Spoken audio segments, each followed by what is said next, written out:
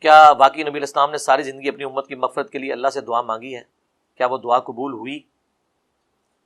دعا بس اتنی قبول ہوئی ہے کہ بخاری مسلم میں آتا ہے کہ شب معراج نبی علیہ السلام کو یہ گارنٹی دے دی گئی تھی کہ آپ کی امت اگر شرک نہیں کرے گی نا تو ہم آپ کو آپ کی امت کے معاملے میں کوئی رسوا نہیں کریں گے، آپ کی شفاعت قبول کر لی جائے گی۔ لیکن وہ اس کے ساتھ ہے، وہ بخاری مسلم میں حدیث ہے نا کہ اللہ نے ہر نبی کو ایک دعا دی جو اس نے دنیا میں کر لی، وہ دعا قبول دعا تھی۔ حضرت نوح علیہ السلام نے دعا کی تو ان کی امت کے اوپر وہ عذاب آ گیا۔ میں نے اپنی دعا چھپا کے رکھی ہے اور میری دعا سے میرے ہر امتی کو نفع پہنچے گا سوائے اس شخص کے جس نے دنیا میں اللہ کے ساتھ شرک کیا ہوا۔ تو اس اعتبار سے تو نبی علیہ السلام نے دعائیں کی ہیں۔ مسلم شریف میں حدیث ہے نا کہ آپ ایک دفعہ بہت زارو قطار رو رہے تھے تو حضرت جبرائیل علیہ السلام آئے اور کہا کہ اللہ نے آپ کو سلام بھیجا ہے اور پوچھا ہے کہ آپ سے پوچھا جائے آپ کیوں رو رہے ہیں، ظاہر اللہ کے تو علم ہے۔